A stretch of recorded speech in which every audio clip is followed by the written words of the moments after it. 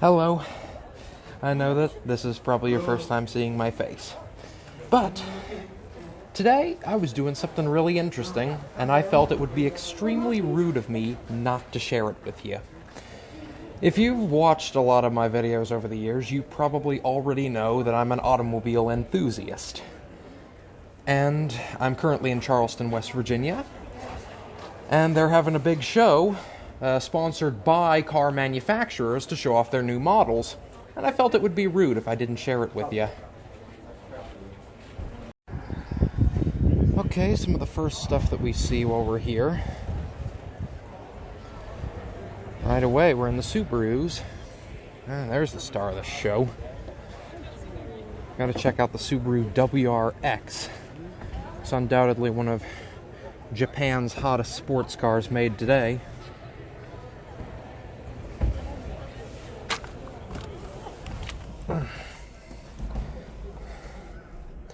Well, the first thing I notice is that the driving position is certainly nice. The pedals are in a very comfortable reach of my feet. I see they've removed the shift knob so people don't play with it. I know that some people would probably be extremely happy to know this car is a manual. Now me, I don't really care whether the car is a manual or an automatic as long as the transmission is good. But I know that some people really prefer manuals, so the fact that this thing is still a manual would definitely be music to those people's ears. It also still has analog gauges, something that a lot of other car makers are dropping. So it's clear that Subaru made the new WRX with enthusiasts in mind. Losing battle. So far, I've got a pretty positive review of this thing. I've made it pretty clear in my time that British automobiles are very, very special to me. And here's Jaguar's entries. The only sad part is that it's an SUV. I wish Jaguar would spend more of their energy making sports cars and performance sedans, because that's who Jaguar is. Or at least, that's who they should be. Maybe there will be more. I mean, we're still only at the entrance. For those of you who are here for American muscle cars, admittedly that's not me. I'm more of a European and Japanese kind of guy, but for those of you who do like US muscle, this part's for you. Man, these are some of the fattest tires I've ever seen on a street-legal automobile. This is a Charger Super Bee. Of course, we got a massive engine. That's basically the only thing American muscle cars are known for, is the size of their engines, but not having much else. And the Challenger over there, if that's more your style. And those are the pieces of junk pickup trucks that we don't talk about. I can't believe Chrysler is still manufacturing the 300. The 300 first came out so many years ago, and yet the modern one still uses the same chassis as the mid-2000s one. It's only been cosmetically and only a few bits of the mechanical parts have been upgraded. So it's largely the same car as it was then. Something interesting, I know that U.S. President Barack Obama actually drove a Dodge, no, not Dodge, a Chrysler 300C Hemi V8 as his daily driver car before he became president and started riding around in the presidential limousine. I know that politicians generally want to drive cars built in the country they serve, so they look more patriotic, but Obama, if by some weird chance you're listening to some random car YouTuber talking in the middle of nowhere, there's way better American cars you could have chosen from. Like Fords, for example. Even if I'm not the biggest Jeep fan, I think it right now would be a good time to mention that Jeep, I think, has the best car advertisement I've ever seen in my life. They did a parody of the movie Groundhog Day and did it for a Super Bowl commercial. And they played I Got You Babe for the commercial. You know, that's the song Bill Murray woke up to every morning in that movie. Well, I shouldn't say every morning, because he was reliving the same day over and over again, but I'll give that credit. Jeep knows how to make an advertisement.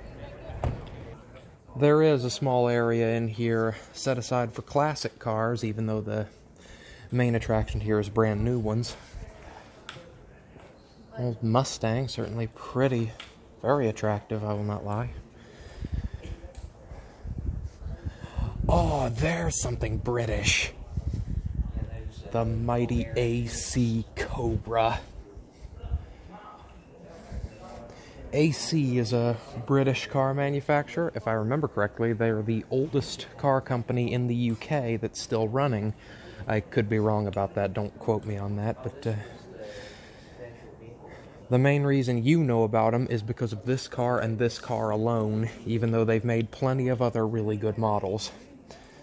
The AC Cobra is marvelous, largely because of its power-to-weight ratio and the fact that it had fully independent suspension and unibody construction at a time when those were very new things on the market.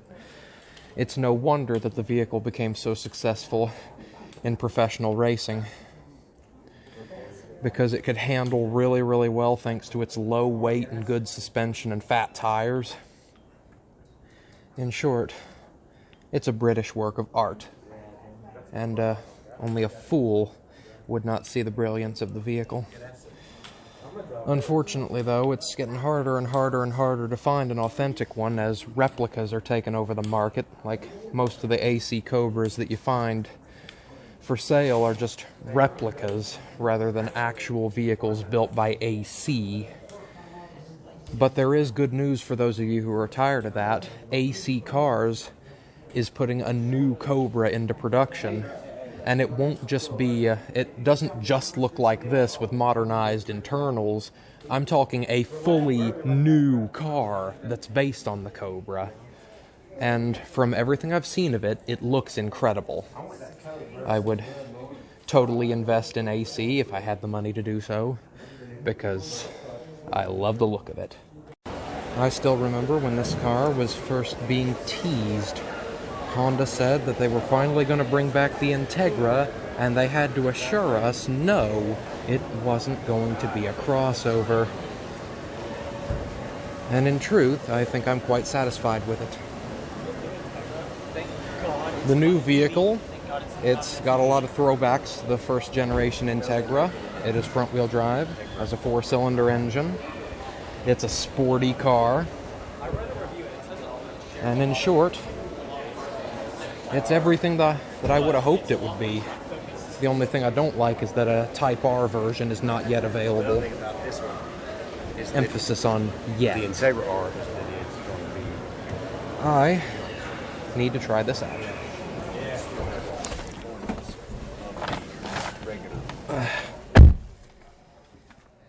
Well, I do like this driving position. It's got a sunroof. I know that a lot of the older Integras did. It's not a manual, which would probably bother some people, but it doesn't bother me.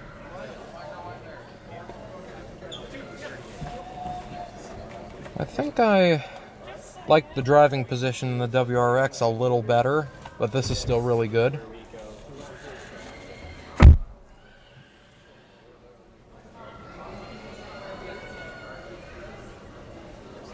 Ten out of 10. My cousin's family has one of these. Wouldn't be my first choice. I'd try to avoid SUVs in general, but at least it's a Mazda. I imagine it is probably one of the better ones on the market. Mazda's got a pretty good rep. I've been meaning to check out the new Ford Mustang. And now's finally my chance.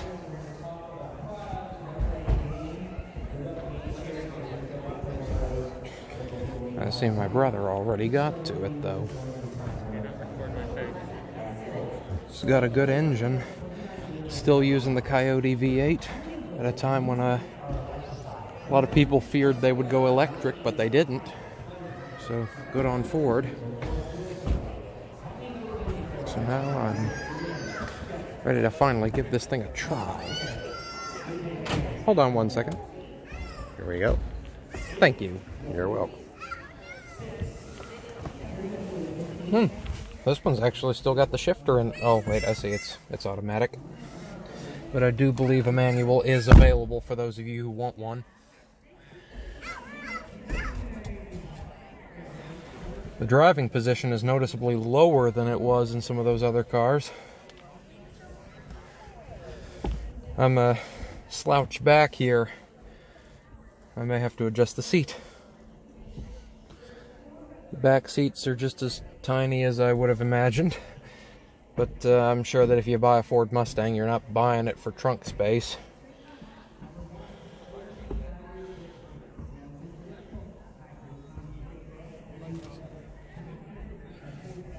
I do like the design of the knob.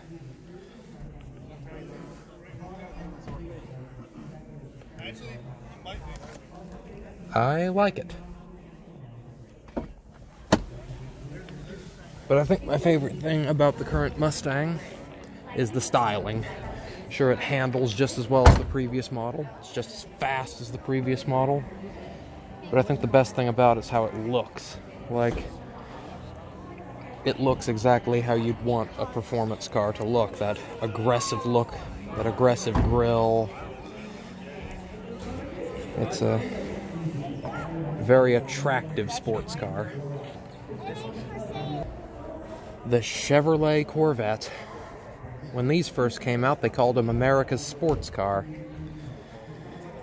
And it's not really any surprise, because one lesser known fact about this thing is that Chevrolet would gift these vehicles to American astronauts. Originally, they were going to give them for free just to celebrate the achievements of the U.S. space program, which we ironically could not have done without the help of British, German, and French scientists. But Chevrolet wanted to give the astronauts these for free, but they found they couldn't do it because the government just recognized astronauts as government employees. Like, sure, the average public sees them as heroes, but to the government, they're just any old government employee. So Chevrolet found a clever little loophole that enabled them to get more or less what they wanted. They gave any astronaut a discount all the way down to 1 cent. So in short, if you're an astronaut, you can get a Corvette for a penny. Just a penny. And that was the closest thing to giving that the government would allow. Yeah, whenever you hear the word loophole, you usually think of something evil, something bad, like a company getting their way in a place where they really shouldn't, or something like that. But not every loophole is bad, it turns out. I don't think there's anything more German, or more 1960s German than this. Or 1960s American, for that matter.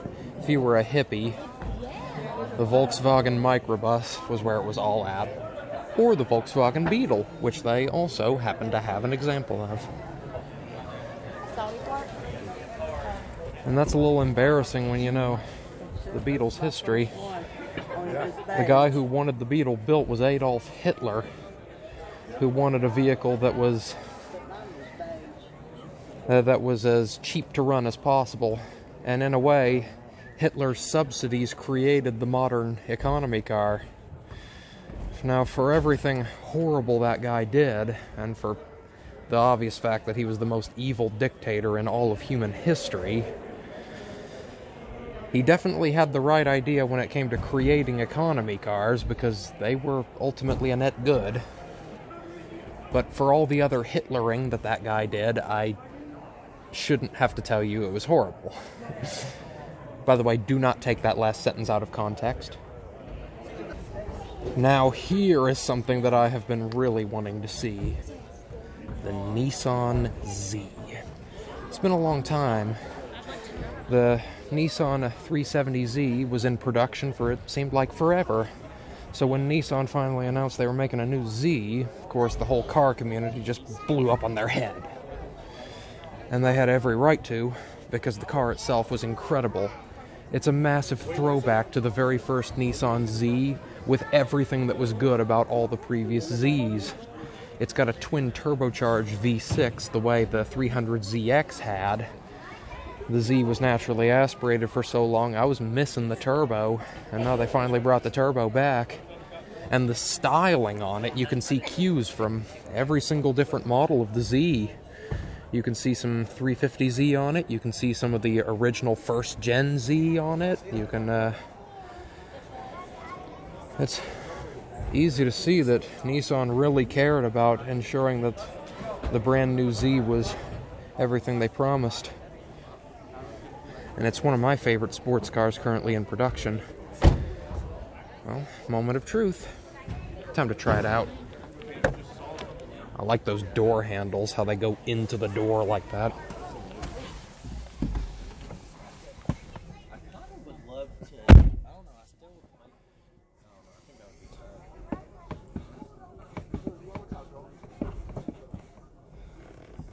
This driving position is very scrunched.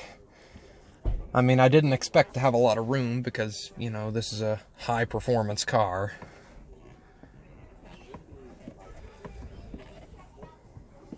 But I'm satisfied.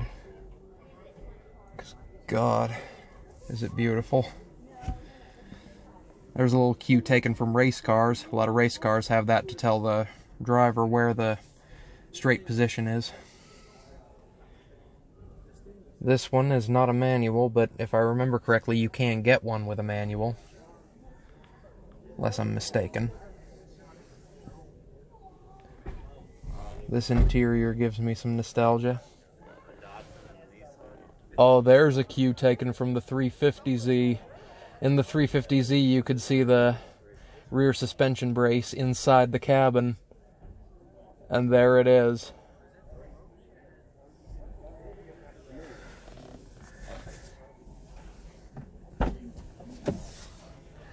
Nissan, you did it right. You've honored your racing heritage in just the right way.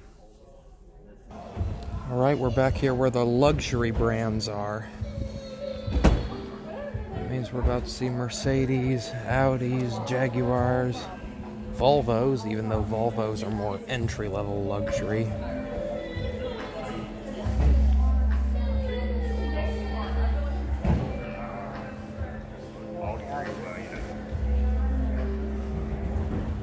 My doctor recently bought a Volvo. He says he was really shocked with how much power it had. That whenever he stepped on the gas, he flinched a little. Said that he didn't expect it to be near as fast as it was.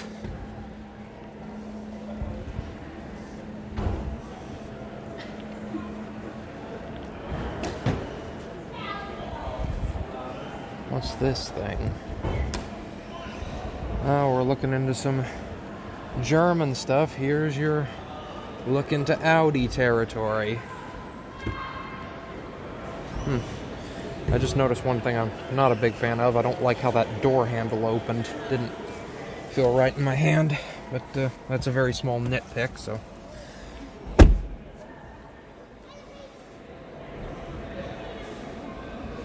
There's a sunroof right next to my head. I'm a decently sized guy, so it only makes sense that I don't fit too well in some of these cars. I'm not the smallest man. One thing I do like about this thing is the distance between the pedals and my feet. I do like the position I'm in to hit the different pedals.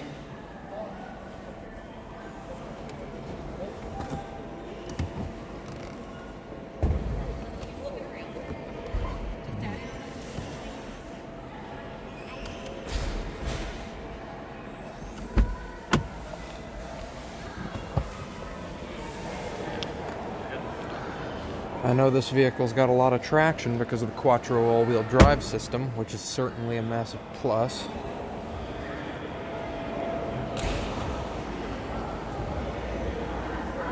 Oh, now there's something I've been wanting to see.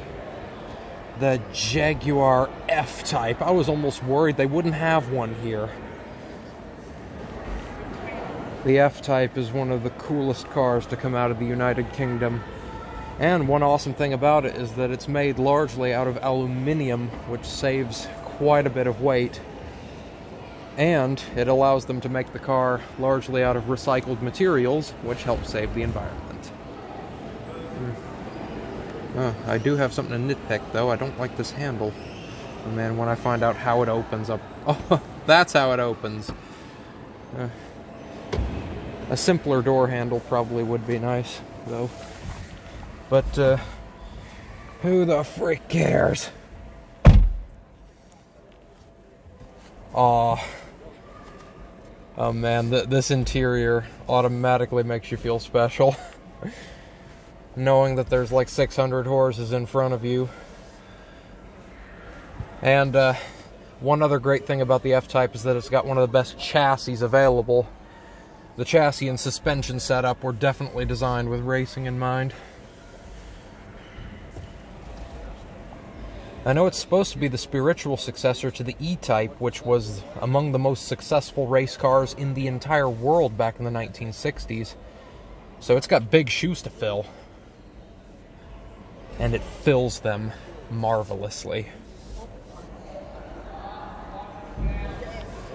I have heard the unfortunate news that Jaguar says that by 2027, or maybe I'm mistaken there, but by some year, the company wants to go fully electric, which I'm honestly dreading. Jaguar has made such amazing cars over the years. They are one of my favorite brands, and I'd hate to see them forget about the joys of an ICE. I'm not saying I don't want to help the environment, but the best way to help the environment, if you ask me at least, would be synthetic fuel, not batteries.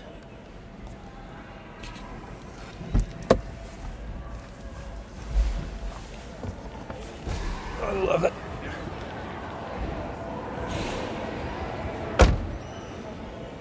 And speaking of that engine,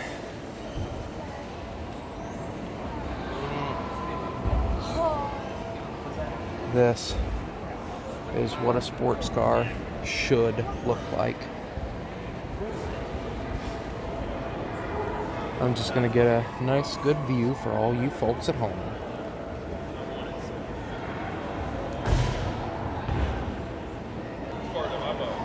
The Land Rover Defender. If you regularly go off-road and need an off-road vehicle, I would argue this might be your best bet.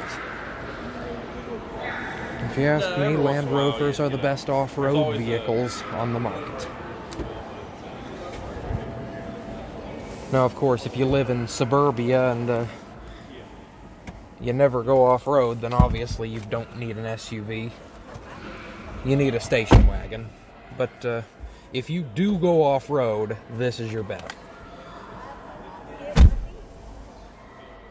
Funny thing, the Land Rover Defender wasn't sold in the United States for a long time.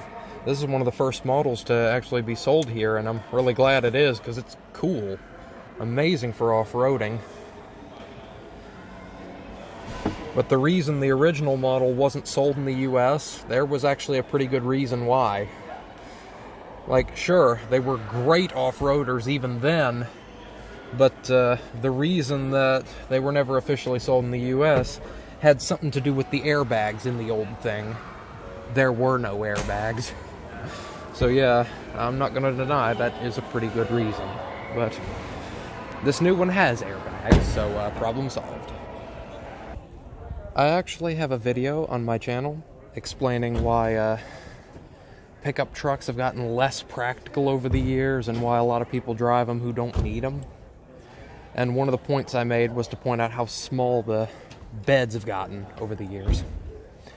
And I think I have something to prove my point right here. Look at how tiny the bed is. And for comparison, look at how big the cab is. Yeah. Obviously a farmer or a construction worker is not going to get much use out of a bed that tiny. let's bring back the days of practical pickup trucks, people. The Toyota 86.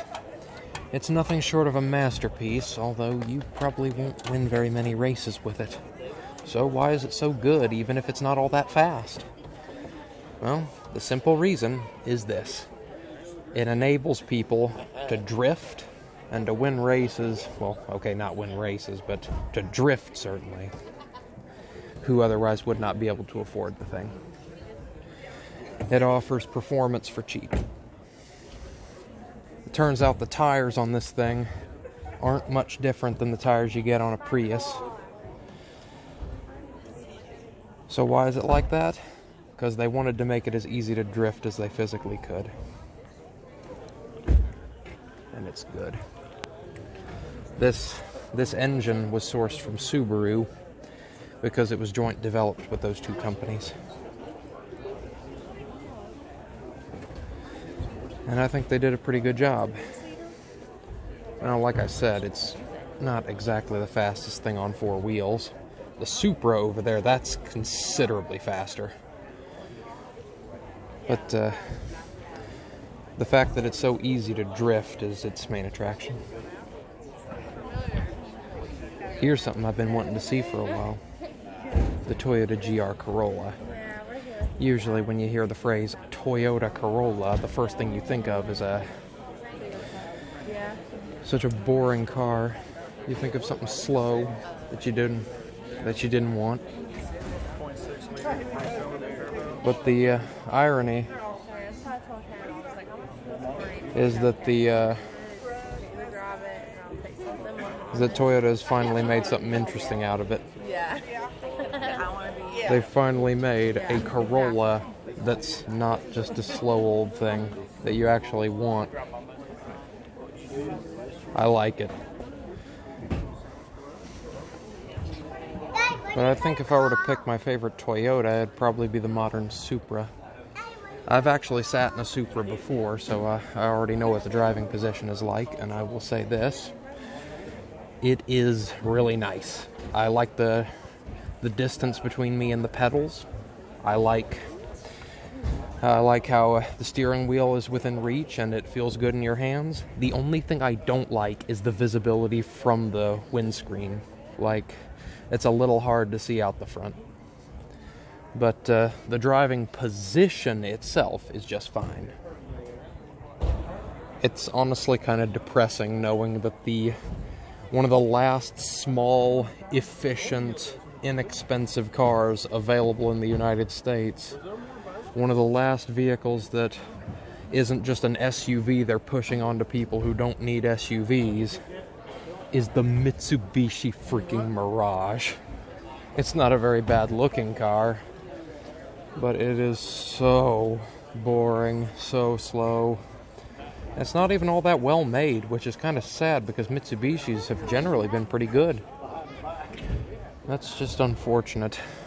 They're so obsessed with pushing SUVs on us to skirt regulations and to make more money that now a lot of companies aren't even offering small cars.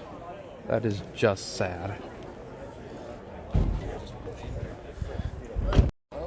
BMW is a really interesting car manufacturer. They were founded quite a bit ago, but then they stopped making cars in the 1940s to make planes to help the Germans bomb people. Yeah, that's probably why on the company website they don't say a thing about it. Nobody wants to say, I was once associated with the Nazis. Man. I feel a little embarrassed saying that, given my own awful past. And now I've just confessed my guilt to my horrible past in front of so many people. My God. If I get canceled one day, it won't be for anything I'm doing now. I regret my past. I hate my past. I hate who I once was. But at least now I have you.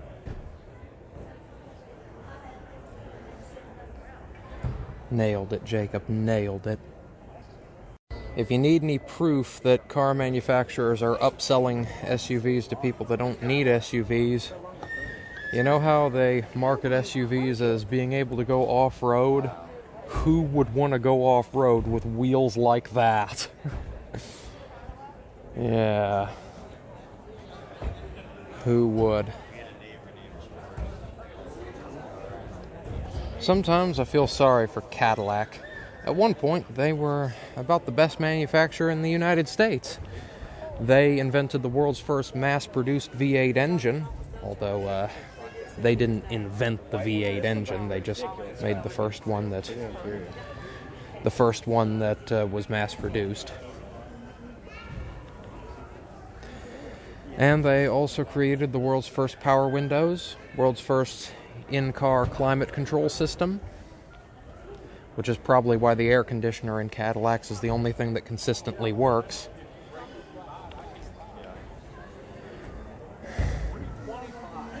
But yet,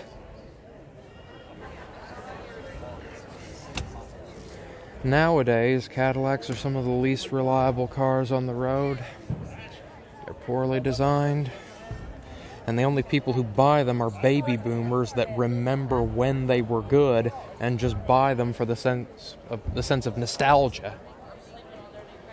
Or just because they think that, well, this was good when I was a kid, so it must still be good. It's kind of sad. But hey, at least Cadillac gave us the CTS-V, and naturally, with how good that car was, and objectively good it was, a lot of people started to think that maybe Cadillac was headed for a comeback. But unfortunately, they were not. Enough with the small talk, Lexus. Put the LFA back into production. I'm not saying this doesn't look cool. A lot of people say that Lexus was Japan's first journey into luxury sports cars. Sure, they look cool and they're pretty awesome. But man, I miss the LFA. I know I already showed you the Jag, but it's just so good looking. I gotta get a better shot at that thing. If it's not built in Coventry, I don't want it. Now here's something I can respect Audi for. They actually sell a station wagon in the United States. This is your alternative for an SUV, people.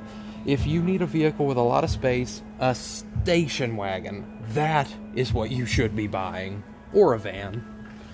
But, so few buyers make these. Man. May the Lord bless you, Audi. Why can't more people be like you, Audi? Selling station wagons in the United States, you're doing God's work. Since I talked about famous car owners earlier, I think maybe now would be a good time to do the same. A Ford Bronco like this was driven by O.J. Simpson, ironically on the day he was chased by the cops. I'm not sure if that's exactly the kind of famous person you'd want to attach your car to, though. Next, they're going to say, this kind of vehicle was once owned by Charles Manson. Oh dear. If you like dune buggies, you should be aware of this interesting fun fact. The very first dune buggies were built on Volkswagen Beetle chassis. They just took the body shell off the chassis, put a fiberglass body on, put off-road wheels on it, and bam, they had themselves the kind of car they wanted. Now we have companies that build specially designed buggies, but that's kind of where the name buggy comes from, because of the fact that they were built on the chassis of Volkswagens. Says this car was recently discovered in a garage in Dunbar, West Virginia. Body is fiberglass copy made from a Manx original buggy in 1968-1969 in Cross Lanes, West Virginia by George Smolin. This car was assembled in 1969 by Doy and Phil Maston using an original 1966 Volkswagen floor pan chassis and driveline.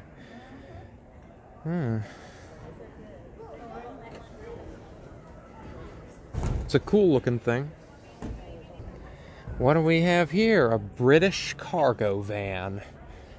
This is what people who actually need to haul things should use. Cargo vans. They have way more space than pickup trucks, and they are actually designed so that the driver has decent visibility. And this one's British. It's a Ford Transit. Proper model. There's enough cargo space in here I can stand up. Now this is what you drive if you got cargo to haul.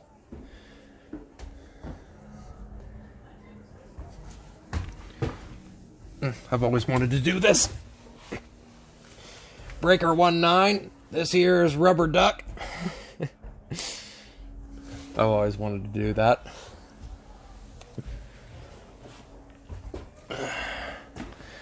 Why am I letting all my YouTube fans see me when I'm gawking at cars?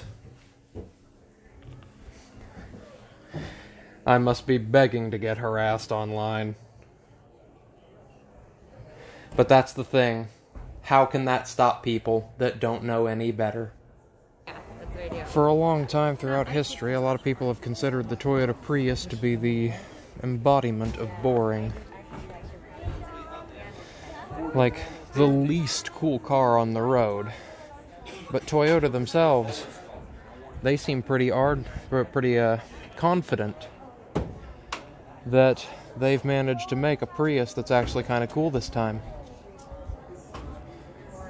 What's this? Well, I guess we'll all be the judge of that, won't we? I like the paint job on this Ford Bronco. Reminds me of something that somebody would paint on their car in the 60s. That's actually kind of cool. Even if I wouldn't buy a Ford Bronco, I certainly like the paint on this one. Well, that was the show. I had a good time, and I hope you had one too. Ironically, the room I'm currently standing in is also a room that I came and saw Ringo Starr in concert once. Yeah, this is in a civic center. Oh man, that was a good day. But yeah, we had a great time, and I hope you had a decent time too, listening to me rant on about cars for no apparent reason. But before we quit, there is one more thing we have for you. Somebody left a big Isuzu truck here, and it would be a crime of me not to step inside and allow you to get a shot of me acting like a fool for a second.